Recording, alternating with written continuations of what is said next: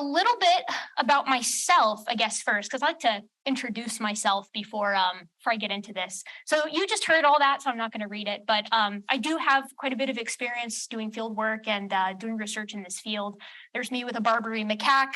That's me with a very large stick insect. And then at the bottom is me and a couple of my colleagues recreating the March of Progress, that classic evolution sign that you see. But the cool part about that is that's actually in Olduvai Gorge, the location where we pulled up Homo habilis from the ground, a very ancient hominin indeed. So fun picture. So the question today is, again, we're asking, are we different in degree or in kind? And sort of the way that I want to contextualize this is, are humans a part of a continuum or are we a separate category? Because categorization, I feel, is sort of the easiest way to picture this. I think we have to consider it in a couple of ways: physically, emotionally, cognitively. Where is the line? And is there a line at all? So I'm going to, again, offer a perspective from primatology and from anthropology. And I think what I'd like to consider first is, can we track the emergence of the human physical condition through the fossil record? Because obviously humans are a little bit weird for an ape, for a hominid. We walk on 2 feet, we have these big old brains, we have these very precision grip capable hands. And so I think that human evolution as an idea makes a pretty simple prediction. If we did evolve from an ape-like ancestor in the Miocene, we should see the emergence of the human condition over geologic time. And the case that I want to make is that, yes, in fact, we can. So bipedalism, that's the first of the big 2 characteristics that we tend to consider with regard to humans being exceptional in the present day physically, that and our enormous brains. Now, bipedalism, surprisingly enough, it shows up really early in time. We see bipedalism by genus Australopithecus, the first members being Australopithecus anamensis 4.2 million years ago. And you might say, well, how do we know they were bipedal? And the answer is that they biomechanically couldn't be quadrupeds. They had all of the aspects of their skeleton that designate us and require us to move bipedally. And indeed, we have several excellent skeletons. That there is a representative of Australopithecus sediba from the Malapasite. Specifically, that is a composite of the MH1 and MH2 specimen. So how do we know that they move upright? Well, they have a bowl-shaped pelvis to strengthen the pelvic floor and anchor powerful gluteal muscles. They have an anterior or forwardly placed foramen magnum. That's the hole at the base of the skull. And that's so that your skull can sit right on top of your vertebral column and you can survey the world around you. And you can see at the bottom there, Australopithecus africanus, a different member of that genus, is number 2. But you can clock the migration moving through that small picture of the fossil record with a chimpanzee as our stand-in. We also have an inline big toe and 3 arches in the foot so that we can absorb shock as we move about, and a valgus knee that allows us to keep our weight sort of in a vertical column. And once bipedalism shows up, it stays. It is persistent in every single hominin, that's any animal that's more closely related to humans in the fossil record than it is to any other extant ape. It stays for everybody else. So Neanderthals, obviously bipedal. Homo erectus, bipedal. Paranthropus, these weird cousins that I'm not going to get to talk about today, but they were also bipedal, and they were very strange creatures indeed. So brain case size is the second big characteristic. Can we see it emerge through geologic time? And I would like to propose that yes, and actually we see this in stunning detail. So I've made this myself. This picture is a composite that I drummed up. I have the specimens all to the side, the specific critter species that we're looking at, the time span that it lived, its approximate brain case size in cubic centimeters, and which specific fossil we're looking at. And you can see at the upper left, that is a Miocene hominin called Sahelanthropus chidensis, and at the bottom right is Homo sapiens. You can see this gradual acquisition of all the characteristics that make humans human. The globular neurocranium, the presence of a tall vertical forehead, and if you had the mandibles there, you would see the chin as well. Now, this is obviously not like a linear progression. This is a tree. So some individuals are more closely related to others, some are contemporaneous, but overall, there's this very clear acquisition of characteristics. And curiously, the biggest increase is fast. Right, so it occurs in this individual called Homo erectus. The name means upright man.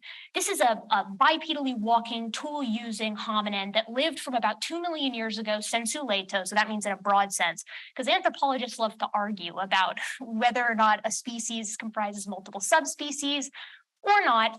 So we're going to talk about it in a broad sense here. Spanning 2 million years, this thing lived to about 100,000 years ago. And we see a brain case increase of around the Australopithecus brain case size, like Lucy. That's what I mean when I talk about Australopithecus, barely larger than a chimpanzee in the earliest members of Homo erectus. 546 cc's in these specimens found at Dmanisi in modern day Georgia, not the Georgia in the States, but the Georgia in the Middle East. And at the end of Homo erectus's tenure, that brain case size has exploded to upwards of 1,200 cc's. That's the human average, which is fascinating to think about. So what was going on in Homo erectus that caused this massive brain case explosion? I'm not sure. We're going to speculate a bit about it later, but what we do know for sure is that we can track that increase over time. So I don't think the physical acquisition of what makes humans human is that controversial. I really don't. Obviously, today in the modern day, we stand out strikingly against our closest relatives. And so what I really want to talk about next is the emotional, social, and cognitive side of humans in comparison to other apes and in comparison to the fossil record that we just talked about. So I don't think I need to say this really, but humans feel fiercely. We love and hate, and we sacrifice, and we go to war. We will die for one another, and we'll kill for one another. We are just very emotional creatures. We feel deeply, and we feel fiercely. So can we find those characteristics perhaps in our closest living relatives today?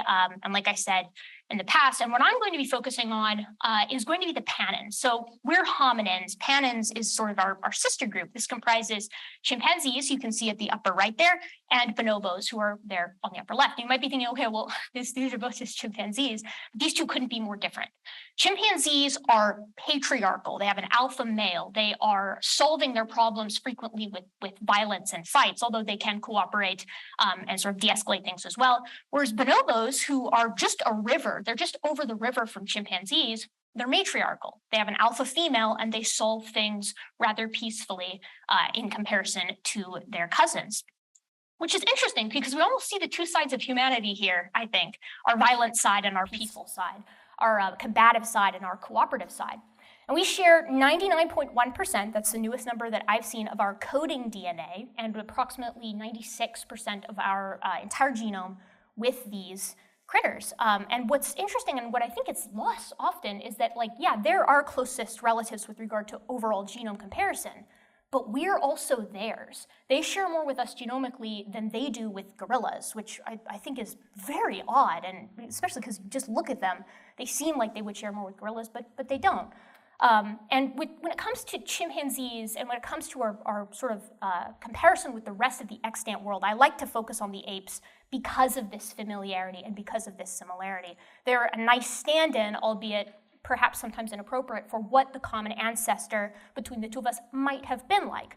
Although I think it needs to be remarked that they have been evolving for just as long as we have, approximately 7 million years. So it's possible that there's some changes there. And it's interesting to wonder, was our common ancestor more like bonobos or more like chimps? So I want to talk first about empathy. Luckily, I was set up quite nicely for this talk. I'm not going to have to go over too many of my slides, or I'm not going to have to go over some of my slides too in depth, because it was already covered. But I want to start with empathy with chimpanzees. So what you can see here in this video is this is a group of males. This is after a fight that they've had, because chimpanzees wage war with one another. Groups of males will form these little patrols, and they'll walk the edge of their territory. And when they encounter males from another group, they will systematically attack them and then move forward to annihilate them over the course of several months until they have eliminated the entire adjacent group. Curiously, they won't do this to females. They try to assimilate the group's females into their own group because this is potential mates for them. The males are simply competition. And this is very reminiscent, I think, of human war.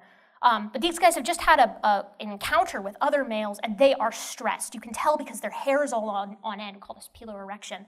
And the male who led the charge embraces another male and then sticks his arm out to the third male who is also a part of it. They're scared, and they know the others in their group are also scared. So they are comforting, and they're asking to be comforted, which is familiar, I think.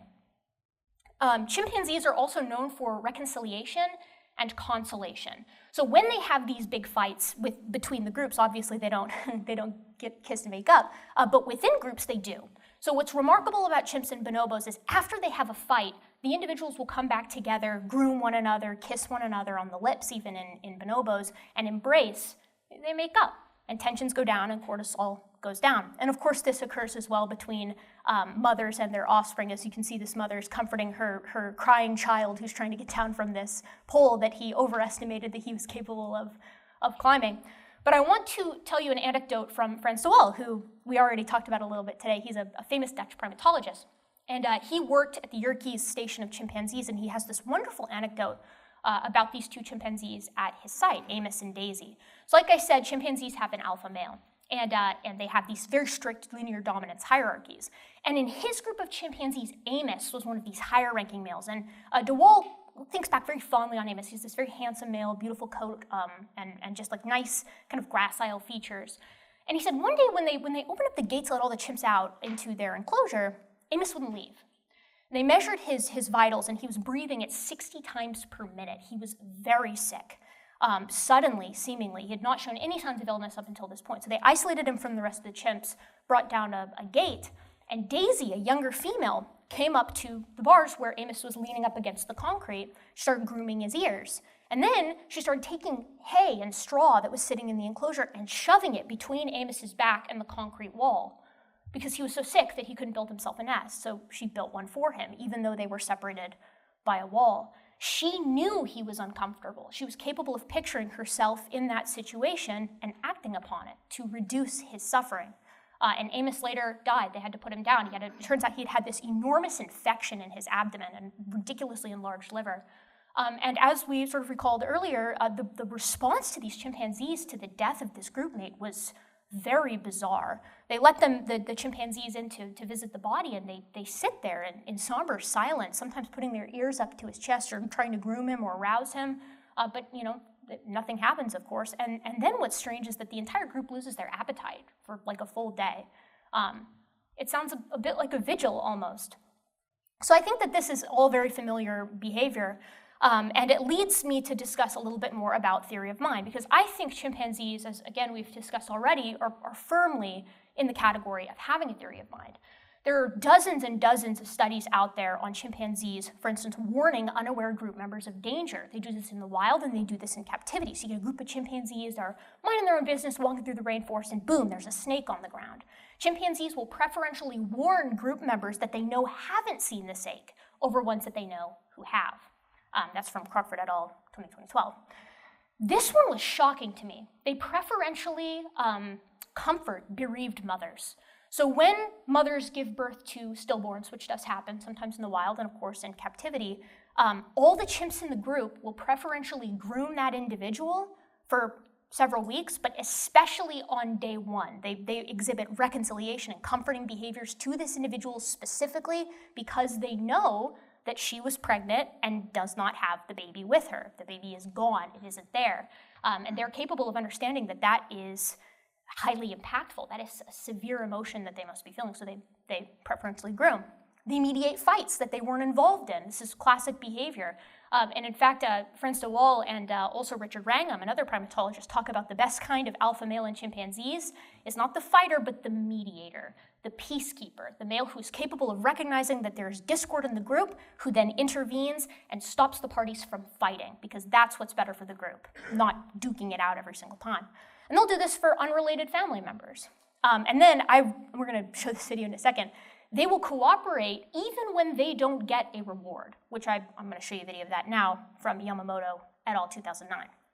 So there's two chimpanzees here. There is chimp 1, who we can see in the foreground, and chimp 2 in the background. Chimp 2 has to complete a task, so she motions to chimp 1. She says, hey, give me the tool I need, because she can't complete the task on her own. So chimp 1 starts holding up objects. Is this the one you want? Is this the one you want? She starts clapping. Give me the tool. I can't get the banana without it.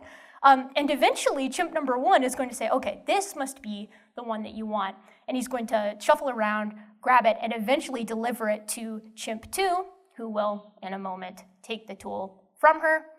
She'll go immediately complete the task, and chimp number 1 wants to watch. Make sure that the task was done properly. Chimp 1 is not rewarded for this, right? It's just cooperation, prosociality for the sake of prosociality. These two chimps are not related. They're in the same group.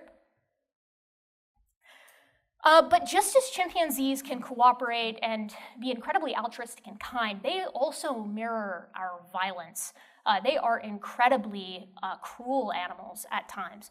They engage in systematic war. As I said, there is definitionally no difference between the war that chimpanzee groups wage against one another and the war that early human groups waged against one another. They also perform coups, so individuals who are lower ranking, perhaps not the alpha male, will get together and start hanging out more often, preferentially grooming one another, and then one day they will attack the alpha male and depose him, sometimes violently. And for them, this is great because they might be ranked, 4 and 5 versus the 1 of the alpha male, and now they're 1 and 2. This happens quite frequently. And retaliation and retribution will occur in these guys. If the coup doesn't succeed, the alpha male will punish those who tried to depose him. And a lot of this stuff happens to a lesser degree in bonobos, but because bonobos are matriarchal and just generally more peaceful, it doesn't tend to get as violent as you can see in this picture, where a patrol has happened upon a lone male, and they systematically torture and kill him. And I use the word torture because they will harm him in ways that are entirely unnecessary for dispatching of him, biting off his fingers, tearing his ears, things like that.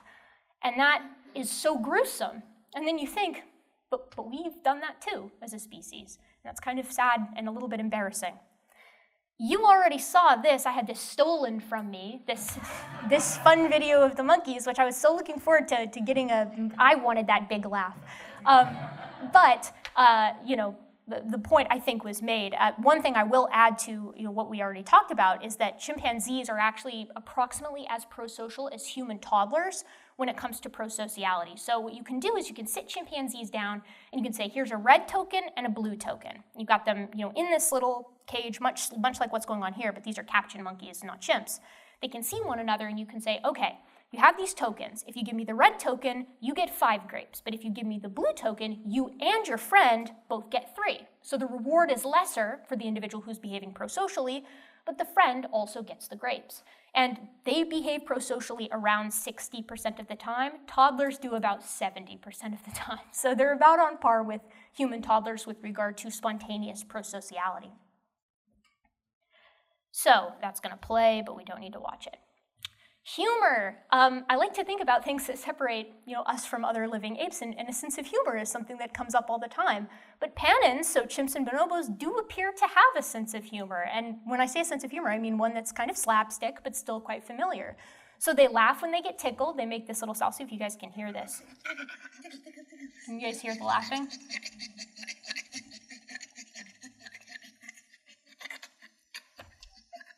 And what's adorable about that is just like human toddlers, when you stop tickling them, they grab your hands because they want you to keep tickling them again. They want to keep playing. And they play pranks on one another. So I've got this thing, Tara and the dead rat here. This is another anecdote from Franz de Waal. He speaks about this adolescent female who would find dead rats in the enclosure. She'd take the dead rat by the tail and creep up on the adult females and drape the dead rat over their shoulders. And then the female would go, oh my, it's a dead rat! Slap the rat off and chase the adolescent female, who would run and make sounds just like that. That sounds like stuff I used to do to my little sister, right? Like, that sounds like a prank. It sounds like a joke. She'd do it over and over and over again. So there's at least some understanding of like play and pranking and teasing and fun. And I have firsthand experience with this, actually. I've been outsmarted by many other primates in my time on this planet and in my sort of field work and things of that nature. But one of my favorite examples is I was working in Nakhon Ratchasima Zoo, this place in central Thailand, and they had these gibbons there. Gibbons are my favorite animal, period. Look at them, they're so cute. They're like these little lanky goobers, and they're also quite cute in how they behave socially, because they are the only other ape, member of Hominoidea, that pair bond. So they form pair bonds, monogamous bonds, they mate for life, and every morning the male and the female shoot to the top of their territory and they sing a duet together. And it's a duet in the sense that they sing, the male will call and the female will respond, the female will call and the male will respond, and they'll intertwine their calls. It's very romantic, isn't it? I was telling my husband, why aren't we more like the gibbons? But one day, I'm working at the zoo and they have these gibbons and they're in quarantine. And they're actually, they look quite small. They're really not that small. They're about the size of a human toddler, maybe a little bit bigger, but they weigh less because they're puffy. So I walk up to this gibbon that's in quarantine, and it's a buff-colored female, so sometimes they're dichromatic, and she comes down from the top of this enclosure because they're holding them there until they can be sure that they're not sick before they introduce them to the rest of the colony. And I get down and I'm like, oh my gosh, like this is so cool. And there's just a grate in between the two of us. She sticks her hand through the grate and sets it on my knee. They've got these real long, weird looking hands. And just kind of rests it there. And I'm like, oh, this is my Jane Goodall moment. This is incredible. And so I take my hand to put it on her hand. And inappropriate, I know, but I really wanted this moment to happen. And right when we touch, her other arm zooms over the top of her head, and you can see they're capable of that because their arms are so long, rips my ball cap off my head, and she zooms to the top of the enclosure and starts what I can only describe as cackling while ripping my hat into pieces. I was conned by a gibbon. And so, they are quite smart, smarter than me at least. I've called this section self and selfless. So chimpanzees and bonobos, and indeed gibbons, they do have a sense of self. They can recognize themselves in the mirror, but as we discussed, the mirror test isn't always the best test. And one of the words that I tend to use for this is the fact that sometimes children who live in rural areas that don't have access to a lot of mirrors will fail the mirror test, especially at young ages, because they never see their reflection. How would they know to recognize it? And of course, they do pass it as time has gone on, but so do lab animals because they see their reflection more frequently than their wild counterparts. So the mirror test isn't perfect, although it's a nice place to start. But still, I don't think there's any denying that chimpanzees and bonobos recognize themselves in a mirror because, as you'll see in a moment, they'll just sit there and make faces at themselves in the mirror. So she's sitting here, and you can see she's playing with her own lips. She's sticking her tongue out. She's making the little taco tongue that I used to. She's pulling the cheeks to the side. She knows that's her. She's looking in her own teeth. So do I have something in my teeth? Looking at her own eyes. She knows that's her. Now, what that has to say with regard to greater implications as far as what's actually going on in her mind, as everyone else has said, I don't think we'll ever really know. But to me, this is quite stark. And the second half of this I've called selfless, and I want to tell another little anecdote about a chimp named Washoe. So Washoe is one of the first chimpanzees that ever learned sign language. She was a fascinating chimp, and she was placed in sort of like a chimp sanctuary at the end of her days. And there's this fascinating account by Fouts and Miller there in 1997, where Washoe's just minding her own business, and suddenly she hears this loud shrieking sound. A younger female has fallen into the moat that surrounds where the chimpanzees live. Chimps cannot swim. They are horrible swimmers. Unlike us, they're just densely packed with muscle. They sink like rocks. Washoe ran across 2 electric fences to reach this individual and pull her from the water because she was close enough to the shore where Washoe could reach in and pull her. They were not related. There is absolutely no reason for Washoe to have done this. There was no immediate benefit there. In fact, there was immediate danger there. This isn't even just like sharing food where there's no harm. She actively put herself in harm's way, and they know how the electric fences work. I find that striking. And I want to tell another anecdote about my own experience at Gombe Stream National Park, as where Jane Goodall did her work. It was the first time I ever encountered chimpanzees in the wild. And it's an otherworldly experience, I'll tell you. We were following this group of chimps, a group of females, and one of the females had an infant on her chest. She's walking around having this kid and trying to forage while she's got this baby. And me and my group are following them and taking notes, and I wanted to get a closer look. So being a brash 20-year-old, I diverged away from the group and started trying to get closer. And finally, there was about probably 6 feet in between me and the chimp. That's a big no-no. You shouldn't do that. But I was, kind of silly back then. Still am, I guess. And I had my back up to a tree, and I'm kind of watching her as she's foraging with this infant. And suddenly she looks up and she makes this hoot at me, like this low grunt. And it's similar to the grunt that they make towards adolescents that are misbehaving. So I think that says more about me than it does about her. But we made eye contact, and I gotta tell you, I've worked with animals my whole life. Farm animals, dogs, cats, monkeys of various varieties. When you make eye contact with the chimpanzee, it's a very strange experience because there is like a recognition there. I know that sounds it's anecdotal and it's almost a bit spiritual, if you will, but when we looked at each other, there's like a recognition of she's looking at me like, what are you doing here? Like, you don't belong here. This is not where you are supposed to be. You need to back off, right? You're too close to me and my kids. And of course, my heart was pounding in my chest and I immediately backed off. But yeah, I just thought I would throw that in there because it's really a surreal experience to look eye to eye with one of these guys and to see that there's potentially more going on than we tend to give them credit for. So I think with regard to other apes, they are deeply political and relationship-oriented. They scheme and they lie and they sacrifice, but they also empathize. They're capable of guilt and curiosity and mischief, and they're prone to cooperation for both good and nefarious purposes.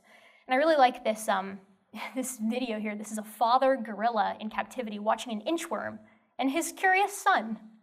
They're just watching, not hurting it, not messing with it, just observing.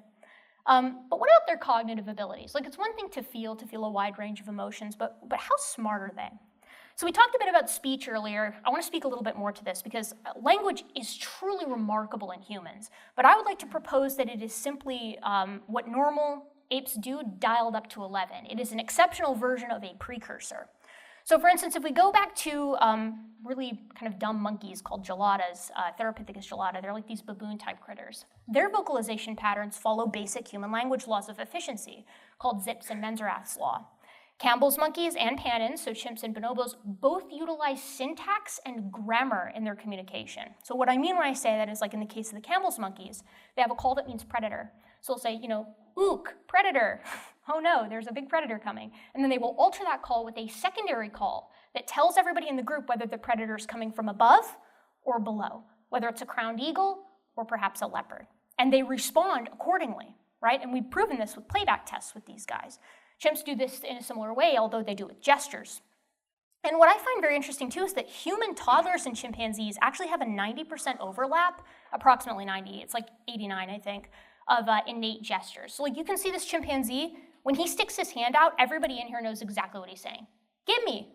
I've seen toddlers do exactly that. Tools are another fascinating aspect of these guys. I don't think anybody here would say that chimpanzees don't use tools. They do, but it turns out the range of tools that they use is very, very broad. It's extensively documented. They do nut cracking, like they'll take an anvil rock and a hammerstone rock and crack open nuts that they can't open regularly with their teeth, which is really interesting because actually different chimpanzees have different preferences for the types of rock that they'll utilize. They have cultural differences. What is culture if not an arbitrary difference that different populations have that's passed down by tradition because they teach their offspring how to do this? The termite fish, so they'll strip a stick or a leaf or a twig or something along those lines and dip it into termite mounds. And then all the termites come and bite the stick. They pull it back out and they've got a tasty treat, termites on a stick. And they teach their young how to do that too. But most fascinatingly is this recent phenomenon that seemed to come out of chimpanzees. They hunt with spears. That's really weird. So what they do, and this is actually, you wouldn't expect this, it's female biased. And the reason is because females tend to hunt alone more often than males do. Males cooperate together and hunt larger prey, whereas females will take a stick, sharpen it with their teeth, and jam it into crevices to skewer bush babies, which are these little, tiny squirrel-like primates, to get their supply of meat. That is weird and very familiar as well. It's, again, a modification of a tool or of an existing object to perform a specific task. And I always appreciate this video here. You can just see the precision in which they manipulate the nut and the rock just to make sure that the nut doesn't go flying. Like I've said, I've seen kids with less dexterity than this. And tools have been a part of us for a long, long time. I want to say for a moment, chimpanzees actually have their own archaeological record. So you can actually dig down in the soil in places like Thai forest, and you can find chimp tools from like 2,000 years ago. And we recognize them as chimp tools because they have diagnostic characteristics that are different from human tools, and humans were the only other hominid living there at that time. But the first tools emerged in the fossil record 3.3 million years ago at a site called Lamekwi. They are very, very simple tools, but critically, they weren't used by genus Homo. They were used by either Australopithecus, specifically Australopithecus afarensis, or a different hominin called Kenyanthropus platyops. These guys had brain case sizes less than 500 cc's, less than half that of a human, and yet here they are using tools. You might say, how do we know they're tools? Because they're flaked. They've got crush marks, that percussive fractures that cannot be replicated in nature, at least not that we've seen. So tool use is very ancient in our lineage, and evidently it showed up more than once because chimps obviously diverged from us well before this, and yet they use tools as well. Something that we talked about earlier is imagination.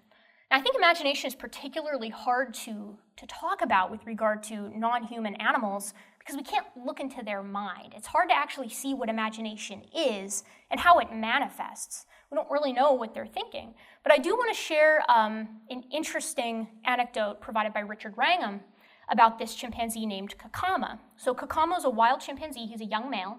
And his mother was pregnant. His mother got pregnant.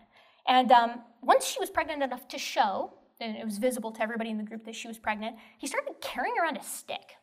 He carried this stick cradled in his arm, like a mother might carry a baby, would bring it up to sleep with him in the nest, would come back down, again, carefully holding it, not throwing it around, not smashing it against things.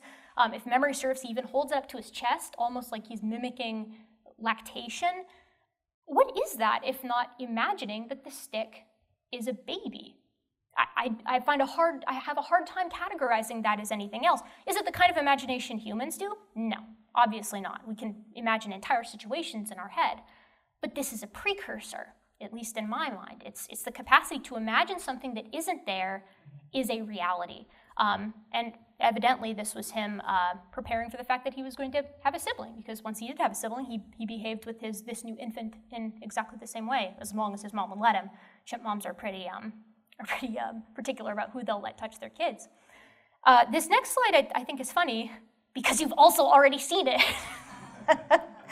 But I think it really serves to how striking this picture is. When I saw this picture, I'm a primatologist. My jaw was on the floor. Chimps don't do this. They do not stand around peacefully like this in silence. They're all eyes are on Dorothy there in the wheelbarrow. They understand that something is amiss at the very least, and I would propose that they do understand death to some degree. I want to tell two anecdotes here. One about Orchie in Arnhem Zoo. This comes from Fazale again. There was a chimpanzee, a young juvenile chimp, who was sitting on a log. She'd been quite lethargic for a few days, and one of her particular typical grooming partners came over to her and started kind of picking through her hair. And all of a sudden, Fazale talks about how she takes a step back and she leans real close and looks her in the eye and starts shrieking. And the rest of the chimpanzees in the area immediately come over, and within 30 seconds, the chimp, Orchie, kills over and dies.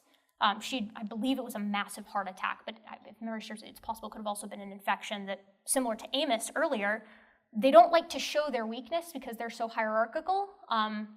She just killed over and died, but clearly Orchie understood something was wrong before it took her. More interesting than that, though, has to do with Nicky, Dandy, and the Coup. So this is the same station, or actually a different station, the Yerk station. And Nicky was the alpha male of this troop. He's a big, imposing male. Nicky was oftentimes fending off coups from Dandy and this other low-ranking male, who would frequently gang up on Nicky and try to usurp him, try to depose him from his throne. But Nicky, eventually, he drowned in the moat. I guess he didn't have Washa there to save him. He drowned in the moat, no one knew what to do, and that was that. And Dandy ascended to being the alpha male of the troop.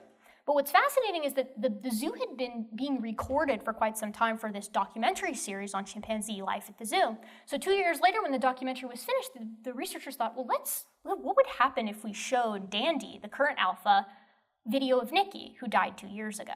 So what they did is they went into the chimpanzee enclosure and they put a projector on the screen and they showed the documentary to the chimpanzees. And the chimpanzees were watching intently. The second Nicky came on the screen, Dandy went running to his old coup partner immediately. He was like, he's back? and it was startling, right? His hair's all on and he knew that Nicky should not be there. Nicky's dead. What is he doing? That is just a fascinating experiment to me. But that being said, I think it's clear that this is not the kind of death behavior that humans do, right? They don't bury their dead. They don't form rituals like funerals and things of that nature. So I want to take a moment to investigate death in the past. Because as I feel like I've done a decent job of showing, in our living relatives, we see so many precursors to so many behaviors that we once considered entirely unique to humans. Humans have dialed it up to 11, of course, but they're not categorically different. Like in the case of language, it's just an extrapolation on an existing phenomenon. So what about things like death? Because there's nothing else like what we do today. So looking to the past, what do we see? In Australopithecus and early genus Homo from 4.2 to 2 million years ago, there's not much going on. These guys are cool, they're walking bipedally, and they are, of course, capable of using tools like I mentioned earlier, but no fire, no art, no clothes, no care for the sick, and no burials. Pretty much a bipedal advanced chimp. Homo erectus shows up 2 million years ago, and again, it's Homo erectus sensu lato. And we're starting to see an advancement. The tools grow more advanced. They're not Oldowan, they're Acheulean. These guys used fire. They were capable of cooking using their fires. We can find burnt fish bones specifically to the temperature of cooking, not burning. So they were put into the fire for a specific amount of time and then removed. Homo erectus was cooking. They're proposed to have potentially had art, although I'm a bit skeptical of that, and they likely had clothes because we find their remains in extremely cold areas that they couldn't have survived in if they didn't wear clothes. They also definitively cared for their sick. So this is something Homo erectus doesn't get a lot of credit for, but we find Homo erectus elderly individuals whose sockets in their jaws have completely closed. So they've lost all their teeth, and they've lived so long that those open sockets have closed with bone, they've ossified. That could only happen if the group members of this individual were taking care of that old person until they died at a ripe old age. They were capable of living well past their physical condition would have allowed them to if they'd left him behind, which is fascinating. But we don't have any evidence for burials. So we're seeing an advancement through time. We're seeing an acquisition of new characteristics clockable in the fossil record and in the archaeological record. Neanderthals and Denisovans kind of changed the game. They split from Homo sapiens. The older date that's given is about 800,000 years ago. The younger date is about 400,000 years ago. And they are more closely related to one another than we are to either of them. But Denisovans is only known from its genome, which is fascinating. We found a little finger bone in a cave in Siberia, and someone thought, well, it's cold up here. Maybe some of the DNA preserved. So we took some DNA from it. The genome is entirely different. It's unique from Neanderthals and from Homo sapiens, both of which we obviously have the genome for. It's a unique species. Although it is closer to Neanderthals than it is to us. And look at the things they made.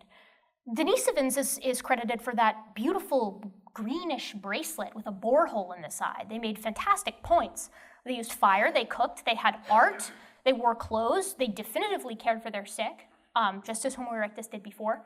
And they're proposed to have ritualistic burials. Now, to sort of touch on something, to pick on Fuzz a little bit, to sort of touch on what he said earlier, there are burials that are contested, and there is art that is contested, but not all of it is contested. So we can assign with confidence the act of burial to Neanderthals and the act of art to Neanderthals. And specifically, one of the burials that I find most interesting is we find pollen grains in the burials of some of these Neanderthals, specifically at Shenadar Cave. We don't find it in the surrounding soils. It's like isolated to the location where the bodies were, which suggests to archaeologists in this case that they were adorning their dead with flowers. This isn't very surprising to me because we can also assign body paint to them. They manufactured ochre and charcoal, and there's really no other use for those artifacts other than to decorate your body with at least 300,000 years ago. So it's not surprising to me that when they were laying their dead to rest, they decorated them with flowers, and they're in the fetal position, just like how early humans buried our dead, just as we were born. So they sent us away. And this is some examples of some of the art that they've made. It's nothing really to write home about, especially with regard to what humans do, at least in our very recent past. But this is precisely on par with what humans were doing at the time. When humans and Neanderthals lived side by side, approximately 100, maybe I'd say probably 160,000 years ago, we're basically doing very similar things. Really basic etchings, like there on the bottom right, art with red ochre. That on the upper left is a flute, proposed to be a flute created by a Neanderthal. And they created jewelry, as you can see, the borehole through this shell. There's no purpose to bore through a shell like that unless you just kind of want a necklace, which is cool and interesting. So perhaps this isn't hard to believe. Perhaps you guys see this and you're like, okay, Neanderthals were certainly on par with humans. That's cool. Maybe they were, maybe they weren't. They had larger brains than us, although as Fuzz and others mentioned, right, the regions that were large in Neanderthals were different. They had enormous occipital lobes as compared to the emphasis in humans, which means they would have kicked our butts in any Olympic sport, but they weren't the best critical thinkers. At least that's not what we tend to think. They were probably capable of speech too. I didn't mention this earlier, but they did have the larynx for it, and they also have the FOXP2 gene, which is associated with language areas in humans. They were ridiculously similar to us genomically, although critically outside our range. So what this means is that interbreeding might have sometimes resulted in hybrid sterility. Not always, because obviously we still have some of their genome in us today, but sometimes. The scientists currently think that it depended on who mom was and who dad was, whether mom was the Neanderthal and dad was the human or vice versa. And even in appearance, they would have been familiar. I mean, to me, I study bones, right, and primates and things like that. So I look at these two skulls and I'm like, oh my gosh, they're so different. But I don't think before I got into this stuff that I would have looked at them and been like, oh, these are two clearly different things. But what if I told you that there was another hominin that's recently been proposed to do this stuff? And this is news from last week. So this is a last-minute entry into my PowerPoint, but I want to tell you about it because it's very strange. So Homo naledi is a hominin that lived 250,000 years ago. It lived at the same time as humans, it lived at the same time as Neanderthals, it lived at the same time as Denisovans, and it lived at the same time as Homo floresiensis, the little 3-foot-tall hobbit that lived in the island of Flores. It has half the brain case size of a modern human. It is right in that Australopithecus range. Remember those guys that didn't use fire and didn't bury their dead and didn't make art? Its brain case size is that size. And it has ape-like shoulders and ape-like arms. It's a very odd-looking critter. And when it was first discovered in Rising Star Cave, it was fascinating for those reasons. We got this weird animal here. But then scientists started to notice something. Lieberger's team were the ones who discovered it, because we've got over 24 individuals from this species. It is very well represented. The morphology is well understood. It's the only thing in those caves. That's it. There's no predators. There's no prey. It's just them. You only find that kind of situation typically when it's a burial site. And it took them great care, evidently, to get into these caves because it's quite difficult for humans to get back there. But no one wanted to buy that. Everybody was like, well, and I didn't want to buy it either. I was like, it can't bury its dead. You have to squeeze back into this cave in the dark, and you're telling me something with a brain case size half that of a human did that? That's insane. That's unreasonable. And then last year, Lieberger came out with news that Homo naledi made hearts in the cave. There's fire in the cave. There's ash on the ceiling. So he's arguing now that what it did is it made its way back there with fire. I don't know if that's true because we haven't dated the fire yet. Now, what I will say is there's no evidence at all right now that humans ever were in that cave. The only evidence so far is that Homo naledi is in there. And in fact, that's like the only animal at all that's back there. But I don't know that we can isolate that fire necessarily to Homo naledi just yet. But then even bigger news, just last week, bomb drop, right? 3 preprints come out at eLife that Homo naledi didn't just bury its dead in this cave, but ritualistically pit buried it in the fetal position and made art in the back of the cave. That's pretty crazy if true, but that if is carrying a lot of weight as far as I'm concerned, because those scratchings, to me, look just like those ones by Neanderthals. Do I think it's Neanderthal? Absolutely not, because we have no remains of any Neanderthal on the entire continent of Africa, not one. So my question is it really the size of the brain that matters, or is it the wiring that's important? Because endocasts of this thing, of Homo naledi, look very similar to other members of genus Homo, our genus. And what this would suppose then is that brain size isn't the most important thing, it's how the brain regions connect to one another, and that maybe you don't have to have a massive brain to accomplish some really cool things indeed.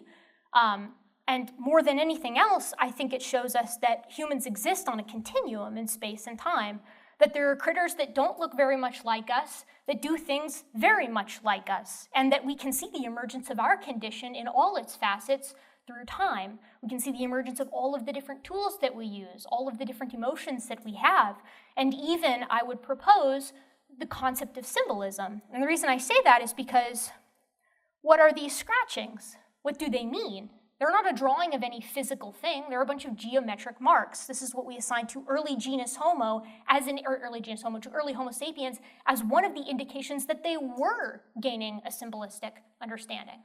And here they are, in a hominin with a brain case half the size. Maybe. Again, I'm putting a big asterisk on this because these guys have they have their work cut out for them in proving that these were actually done by this hominin and not humans that came in later.